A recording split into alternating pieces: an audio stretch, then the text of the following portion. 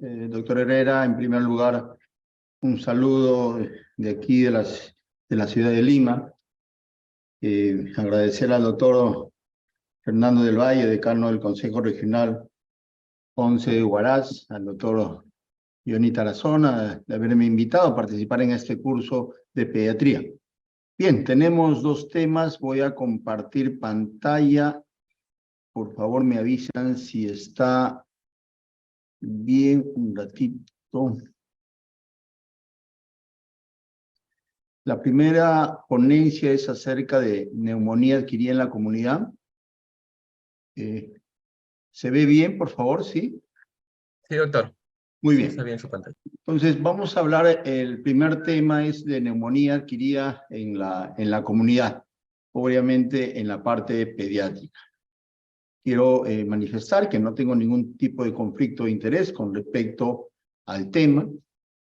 Y durante la ponencia vamos a hablar, presentarles un caso clínico, creo que bastante ilustrativo, que estoy muy seguro que quizás muchos de ustedes lo han podido ver.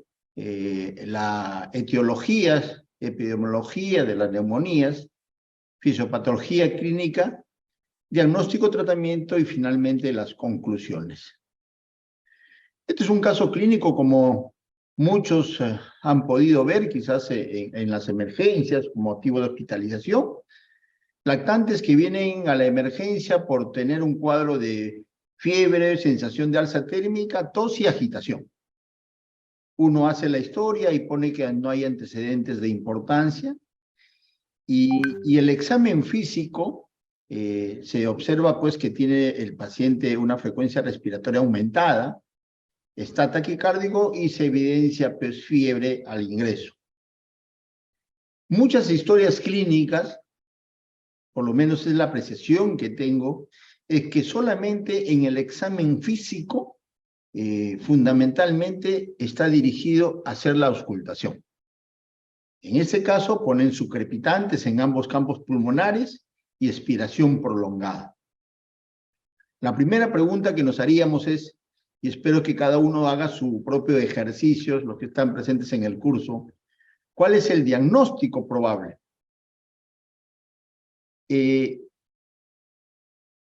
Lo otro es el plan de trabajo que hacen cuando uno recibe este paciente y el tratamiento.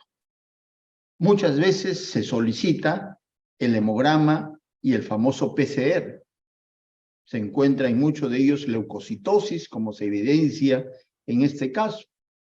Un 5% de abastonados, para poder observar en el análisis si existe desviación izquierda o no, y si uno analiza bien, si hay desviación izquierda, recuerden que es por valor absoluto, más de 500 abastonados, y el PCR, el famoso PCR, que está aumentado. Diagnóstico de ingreso de este paciente, neumonía bacteriana, y el plan terapéutico es administrarle ceftriaxona endovenosa. Y tiene también dentro de los exámenes auxiliares tomarle esta placa. ¿Cuál es el motivo por el cual le diagnostican neumonía bacteriana y le dan tratamiento como ceftriaxona? Entonces, la primera pregunta es, y le hacemos a muchos residentes, internos, externos, ¿sustenta el uso de antibióticos? Y a veces encontramos esta respuesta, ¿no?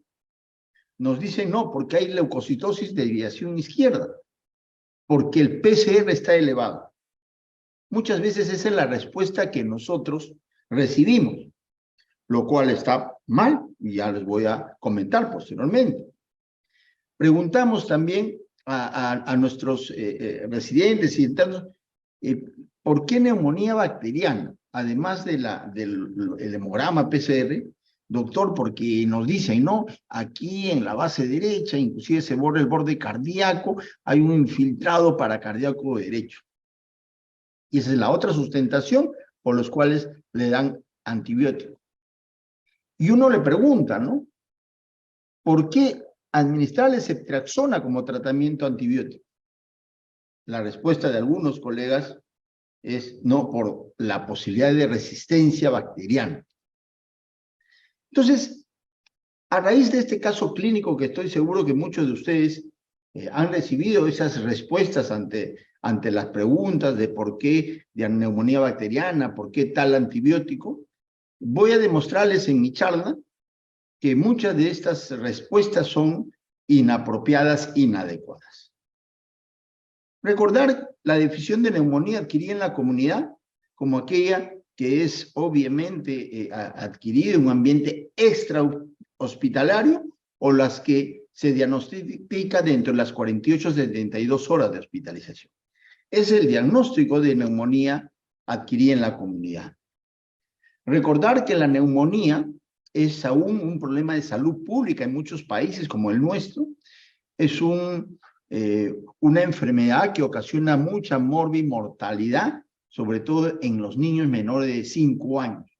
Y podemos observar en esta diapositiva, pues los grupos extremos de la edad son los que mayor se afectan de esta neumonía. Siempre nosotros vemos este pico a nivel de la 13ª semana epidemiológica. Con el cambio de temperatura hay un pico de neumonías, de crisis asmáticas, de iras en general. Obviamente en el 2020, 2021 cayó debido pues a lo que ya nosotros sabemos, la cuarentena, el lavado de manos, entre otras cosas. Pero siempre hay un pico, y esto ya se ha visto en el 2023, ¿no? A nivel de la 13ª semana epidemiológica. Un dato importante que ustedes deben conocer es que la gran mayoría de neumonía, sobre todo en los niños menores de 2 años, es de etiología viral.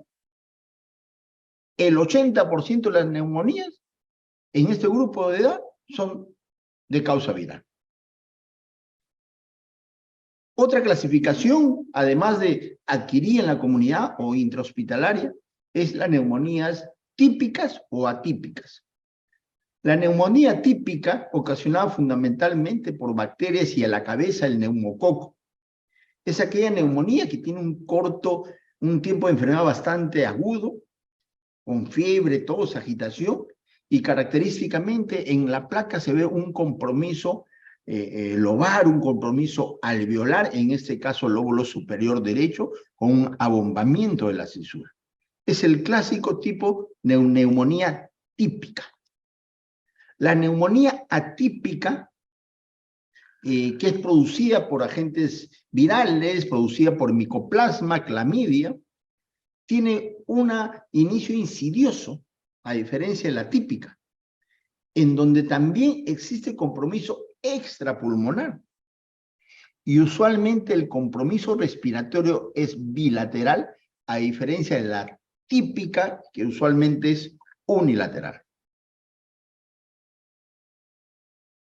Un dato importante, por eso es necesario que cuando uno examina el aparato respiratorio, debe no recordar que siempre debemos hacer las 4 técnicas, que es inspeccionar, percutir, palpar y finalmente auscultar. Si revisamos muchas historias clínicas, como yo le comentaba, en el caso clínico a veces solamente ponen la auscultación, y ese es un error. Cuando nosotros planteamos neumonías y dentro del examen encontramos sibilancias, el valor predictivo positivo de las sibilancias detectadas para la infección viral fue de un 96.3%. Neumonías, sibilancias, usualmente la etiología es viral, una neumonía atípica. Los exámenes auxiliares. Rutinariamente, muchas veces frente a una sospecha de neumonía, pedimos el hemograma, pedimos el famoso PCR. Eso ya se ha investigado, se han hecho muchos metaanálisis y tuve la suerte de participar en la guía que hicimos en el Ministerio de Salud, que demoró para poder ya ser aprobado cerca de 1 año y medio, 2 años, en donde participamos muchos colegas. Ahí está mucha de esta información que yo les estoy brindando. Y lo que se concluye, pues, que no se sugiere el uso rutinario de estos exámenes auxiliares de laboratorio. Hay, como les digo, una costumbre de solicitarlo. La gran mayoría de neumonía no necesita ni el hemograma ni los marcadores inflamatorios como el PCR. Peor la procalcitonina, pues que está sumamente cara, o la BCG. Y no solamente es en la guía que nosotros tenemos a la mano, y ustedes pueden ingresar a través del Ministerio de Salud, en donde se dice pues que no es necesario pedir rutinariamente estos exámenes auxiliares, excepto que exista sospecha de alguna complicación de una neumonía complicada con derrame, con bula, neumotórax, etcétera, etcétera. En ese caso sí va a ser necesaria una radiografía de tórax o una evolución desfavorable. Y eso está en la guía española, Inglaterra, Estados Unidos, Nueva Zelanda. Es algo que es a nivel mundial. No es necesario solicitar estos exámenes auxiliares en forma rutinaria. El PCR también es una herramienta que es muy útil en determinadas patologías, en sepsis neonatal, infección urinaria, osteomielitis, pero es necesario solicitar en una neumonía que nosotros sabemos, por definición, que es un proceso inflamatorio a nivel pulmonar, donde se compromete o alveolo o la parte intersticial. Es costumbre de muchos colegas solicitarlo. Y como les digo, a veces toman ese valor para poder decidir si es bacteriano o viral. El problema del PCR es que es poco sensible y específico para discriminar si es una etiología viral o bacteriana. Y recordemos que el PCR me indica inflamación, que puede ser inclusive inflamación de la vía aérea alta. Entonces hay que tener sumo cuidado en la interpretación que uno puede darlo al famoso PCR. La neumonía, por lo general, se debe diagnosticar clínicamente. Un buen examen físico completo, una buena historia clínica. La parte semiológica es una cosa que no debemos nosotros olvidarnos. Y en caso de la radiografía, también hay ciertos comentarios que hay que hacer al respecto, ¿no? A raíz de este caso clínico yo los presento, porque a veces hay confusiones cuando ven unos infiltraditos y piensan que hay un compromiso alveolar de fondo. Hay engrosamientos peribronquiales o atelectasias múltiples segmentarias en parche que confunden al médico con un infiltrado alveolar. El caso que nosotros hemos visto, si bien es cierto, hay un infiltrado un poco heterogéneo para cardíaco derecho, pero en el examen hay algo que me indique un problema alveolar, y usualmente lo vemos en neumonías típicas, neumonías bacterianas, neumococo a la cabeza. No lo había, porque había subcrepitantes que me indican un problema bronquiolar, que es más frecuente en las neumonías atípicas y a la cabeza los virus. Entonces, la imagen radiológica hay que tener sumo cuidado. Si yo les pongo, por ejemplo, estas imágenes radiológicas, estoy seguro que muchos de ustedes quizás en este infiltrado paracardíaco o en el lado izquierdo, del hemitórax, o acá, me van a decir, pues no, esta es una neumonía bacteriana. Y miren que todas estas placas son de neumonías virales. O estas otras placas, ¿no? Que nosotros podemos observar con radiopacidad apicales o bilaterales, que son neumonías por COVID, son 3 pacientes, nosotros subimos los primeros 3 pacientes del año de abril del 2020. O estas placas que son por neumonías, gérmenes atípicos como micoplasma, ¿no? No hay una placa patognomónica. Quizás una de las cosas que siempre debemos pensar que cuando yo tengo un compromiso unilateral, más es bacteria, un compromiso bilateral es más virus o gérmenes atípicos como micoplasma o clamidia. Entonces, si no hay signo de gravedad, no es necesario tomarle una placa de tórax. Solamente cuando existe duda diagnóstica o una mala evolución clínica.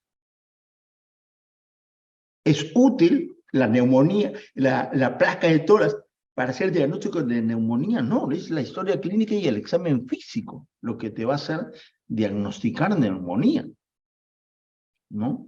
Solamente ante duda o mala evolución, allí sí solicítale esta radiografía de tórax. En los últimos años, y sobre todo a raíz de la pandemia, se dio mucho valor a la ecografía, que era una herramienta en la que tú podías tenerlo al lado o al costado del paciente. Porque en COVID, pues lamentablemente a veces con la cantidad de pacientes que teníamos, solicitar placa de tórax era bastante complicado. Entonces, se utilizó mucho la ecografía. Pero el problema de la ecografía es operador dependiente. Uno tiene que tener un expertise, una experiencia en ecografía, porque sí te pueden ayudar para la detección de consolidaciones pulmonares. Una buena ecografía. Y además te ayuda para el diagnóstico de determinados pacientes con complicación, como el derrame pleural. Y fíjense, ventajas y desventajas de estos estudios complementarios, una placa ecografía. Y también lo hacemos como con la tomografía. La placa de tórax pues, no tiene mayor costo, es un menor costo, mejor dicho, y no requiere sedante, pero el problema es la desventaja es la radiación que recibe. La ecografía no necesita absolutamente nada, fácil de transporte, pero es operador dependiente. Depende de la experiencia del médico para poder tener una buena interpretación de la ecografía, de los hallazgos de la ecografía y ayudarnos en el diagnóstico de neumonía. La tomografía obviamente nos va a mostrar pues imágenes de neumonía, masas, etcétera, etcétera, pero es de mayor costo y mayor exposición a la radiación. El hemocultivo también es otra herramienta que muchas veces nos preocupamos de tomar cuando nosotros planteamos el diagnóstico de neumonía. ¿Qué es lo que debemos tener en cuenta? Primero que el hemocultivo, la positividad cuando uno tiene una neumonía bacteriana no va más allá del 20%. En San Bartolomé tenemos un aislamiento hasta un 12%. Además, no le va a indicar el resultado en la forma rutinaria, con lo cual uno decide dar tal o cual antibiótico, ¿no? Los virus. Los virus, pues, son la principal etiología de estas neumonías adquiridas en la comunidad. Y para poder hacer un diagnóstico definitivo y averiguar cuál es el agente viral que causa esta neumonía, tenemos el famoso IFI, el IFI viral, que es de una muy buena sensibilidad para detectar este virus. Obviamente sería mucho mejor el PCR, no el marcador inflamatorio, sino la prueba que detecta el agente viral en estos casos. Si uno hace la comparación entre el IFI y el PCR, vamos a encontrar que el PCR va a demostrar inclusive 2 o más agentes infecciosos como causa de esta neumonía. Entonces, este PCR o esta reacción de polimerasa en cadena, insisto, no es el PCR, el marcador de inflamación, sino es la reacción de polimerasa en cadena. Podemos ver que sí, pues en caso del PCR, sí me indica la presencia de 2 o más virus, no así el IFI solo, ¿no? También a veces hemos encontrado ya después de pasar ya esta epidemia, en donde hace un estudio comparativo entre COVID e influenza, ¿no? Son 116 pacientes en total, COVID 57, influenza 59, y veo que los marcadores de análisis, PCR, entre otros, son muy similares en ambos grupos, ¿no? No hay diferencias en el COVID-influenza. Inclusive la misma tomografía, aunque el vidrio esmeralado era mucho más frecuente en COVID versus la influenza. Un dato importante cuando uno se enfrenta a una neumonía es saber la etiología, y la etiología se plantea según el grupo etario. No estamos hablando de neumonía neonatal, en donde la gente infeccioso más frecuente son los gram negativos, pero en este caso, de 3 semanas a 3 meses, los principales agentes infecciosos son los virus, BCR para influenza. La clamidia trachomatis, un agente atípico que produce neumonía afebril, ¿no? El lactante menor de 6 meses. Y la neumonía también ya, en algunos casos, agentes bacterianos como el neumococo o la Bordetella pertussis si es que no están vacunados. De 3 meses a 4 años tenemos los agentes virales, neumococo, o comienza ya a tener cierta importancia el micoplasma, que se ve más de 5 años para adelante. De 5 años para adelante.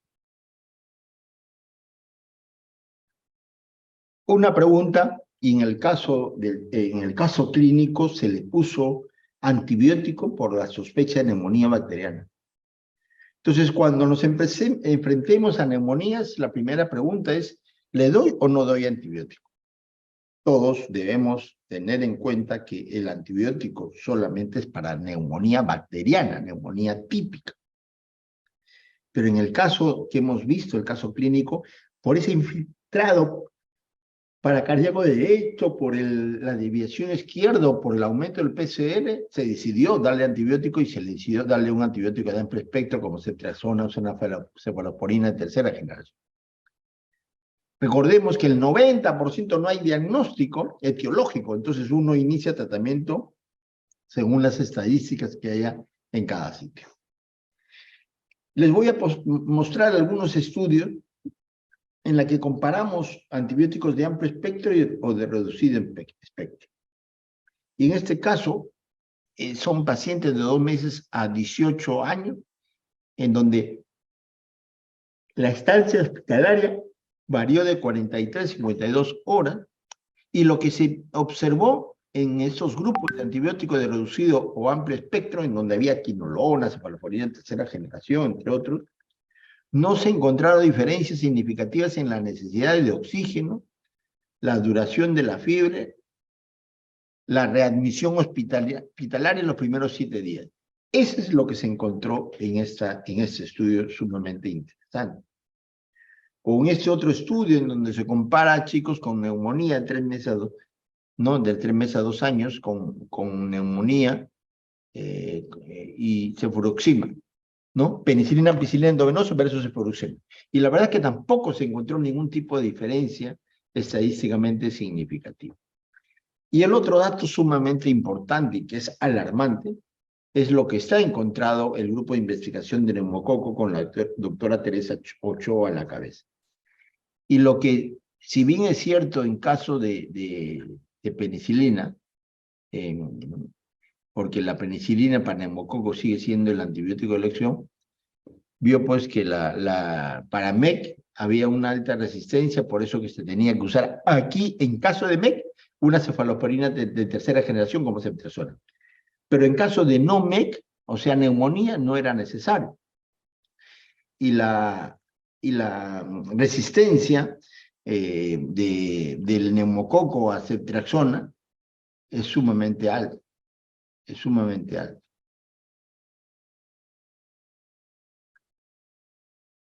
El tratamiento ideal, ¿de qué va a depender?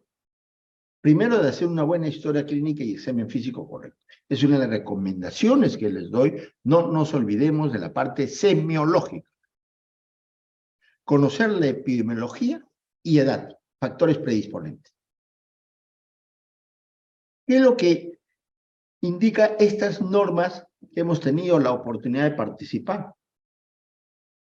Amoxicilina sigue siendo el antibiótico de elección, porque el neumococo en el Perú, todavía la penicilina sí se responde, que es el antibiótico de elección, y como muchas neumonías pueden ser manejados ambulatoriamente, podemos usar la amoxicilina viola. 90 por kilo, 7-10 días. Una alternativa es el cloranfenicol. Pero si yo decido hospitalizarlo, tenemos ampicilina o penicilina G sódica como antibiótico de elección. ¿Por qué? Porque el neumococo en nuestro país hasta el día de hoy todavía sigue siendo sensible a penicilina. Entonces, ampicilina, penicilina G sódica es el antibiótico de elección, así como también como alternativa tenemos al cloranfenicol. Ceftriaxona no es antibiótico de primera línea. Esa es una de las críticas al caso clínico. Ahí lamentablemente hay una manía, hay esa decisión de darle una cefalosporina de tercera generación a toda neumonía en niños. Eso está mal. Sigue siendo penicilina, ampicilina o penicilina G sódica endovenosa o la parte de la amoxicilina bioral en caso de neumonías no complicadas. Un dato importante para decidir el diagnóstico y el tratamiento es las características clínicas. Miren, de 3 meses, de 3 semanas a 3 meses, está afebril con tos seca, hay un compromiso intersticial bilateral, hablamos de una neumonía atípica y el antibiótico de elección será un macrólido, eritromicina, claritro o acitromicina. Si hay sibilancias, usualmente es viral, tratamiento de soporte. Si es un compromiso alveolar, 3 meses, 5 años, definitivamente, ahí pues tenemos al neumococo, ¿no? Mayor de 3 meses.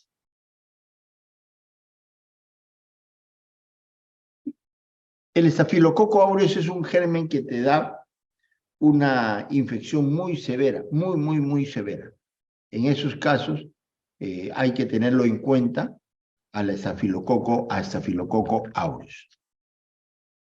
Esta es otra guía en la que ustedes pueden ver que se le da neumonía bacteriana como amoxicilina, como antibiótico de elección menores de 5 años y mayores de 5 años, la moxi, o si no, hay que darle 4 días en caso de sospecha de neumonía atípica. Recuerden, neumonía típica, macrólido. Neumonía típica, neumococo, amoxicilina.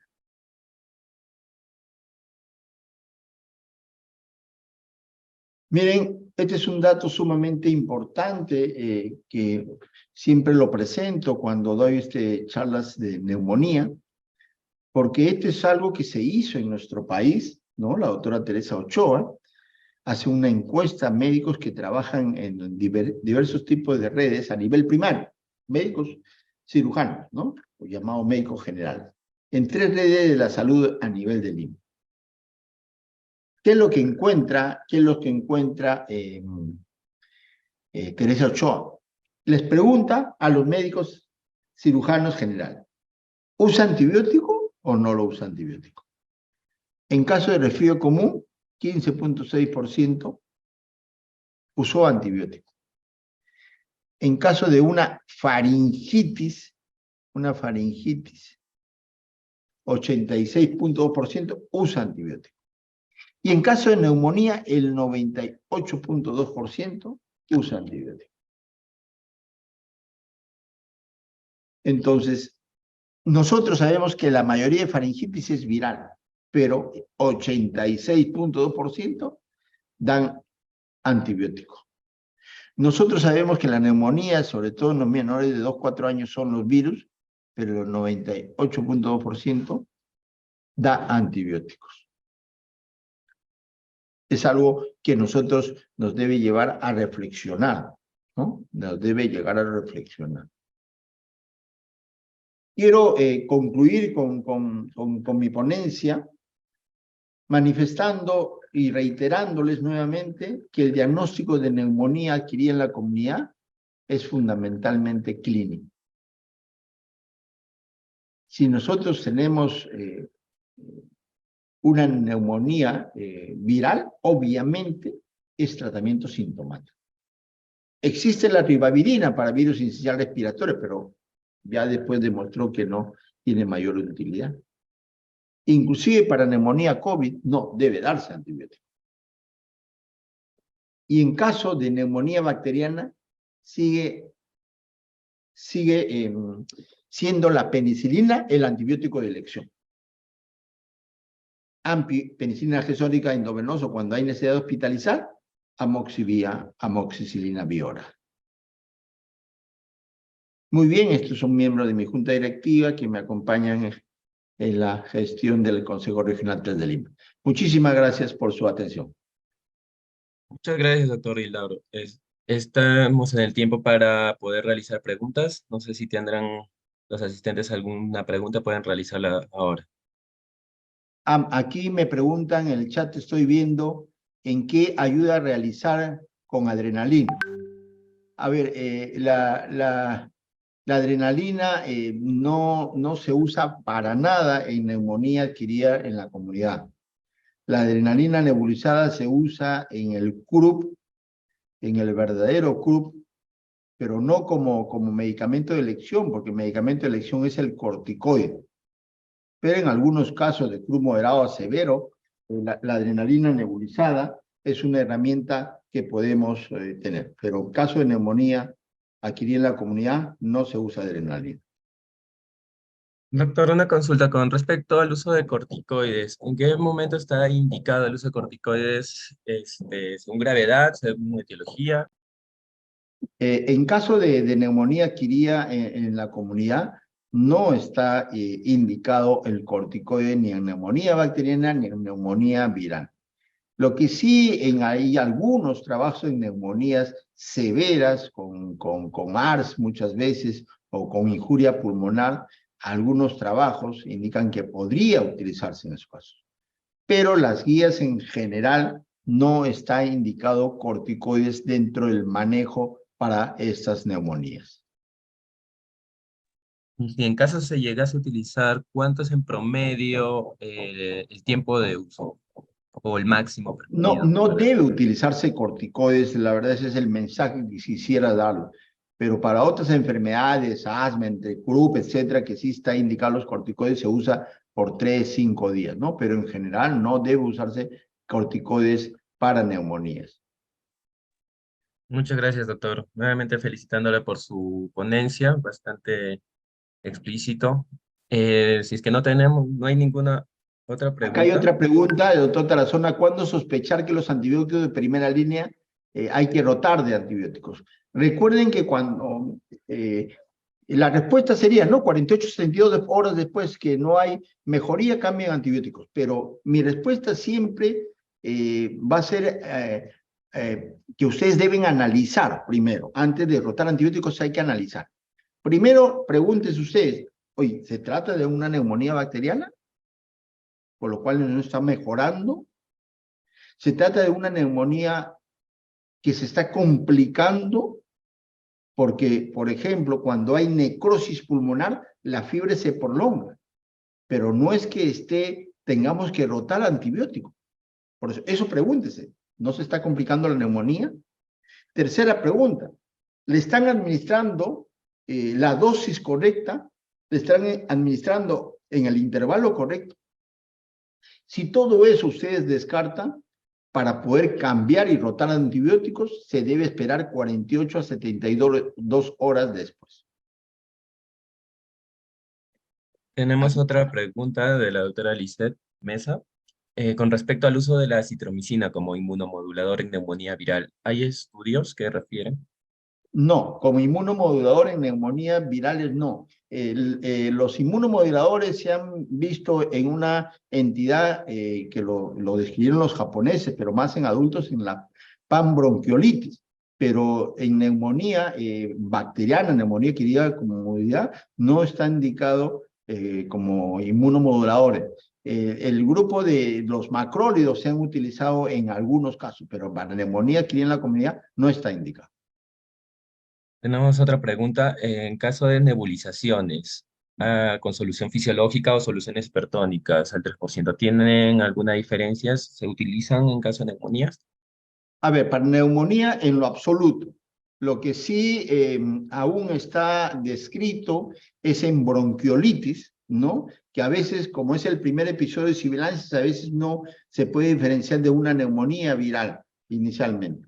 Entonces, en caso de bronquiolitis, hay todavía la sugerencia de seguir nebulizando con solución salina al 9 por 1000, ya no la hipertónica, en caso de los pacientes que se hospitalicen. Pero en bronquiolitis, en neumonía adquirida en la comunidad, no está indicado nebulizar con solución salina. Tampoco me imagino con beta-2 agonistas, ¿verdad? Definitivamente no está indicado los beta-2 agonistas en neumonía adquirida en la comunidad. Bueno, tenemos una pregunta más. ¿Cuáles serían los criterios para realizar hospitalizaciones en casos de neumonía? Muy buena pregunta. Recuerden que la edad es un criterio de hospitalización. Todo niño menor de 6 meses debiera hospitalizarse si estamos con diagnóstico de neumonía. Algunos inclusive deben considerarlo, algunos dicen hasta los 18 meses. Neumonías complicadas, derrame, bulas, absceso, deben ser hospitalizados. Neumonías que tengan una hipoxemia, demostrada con una saturación por debajo de 2500, debajo de 92 o por encima, debajo de 85%, también deben ser hospitalizados. Y también dependiendo del estado general y de la tolerancia oral que puedan tener los pacientes, si no tienen tolerancia oral, si los pacientes están vomitando, si el paciente está en mal estado general, también debe ser hospitalizado. Muchas gracias, doctor. También el uso de ceftriaxona en niños menores de 2 años no conlleva a la formación de barro biliar. No, pero no debe usarse ceftriaxona como primera elección. Lamentablemente nosotros vemos que hay un abuso de la ceftriaxona en manejo de neumonía, bajo el pretexto de la resistencia. Yo les he demostrado que las guías indican que sigue siendo la penicilina el antibiótico de elección en nuestro país, porque todavía la resistencia es baja. Lamentablemente hay mucho abuso del uso de la ceftriaxona y también abuso de algunos macrólidos como la citromicina. Entonces no está indicado la ceftriaxona como primera elección.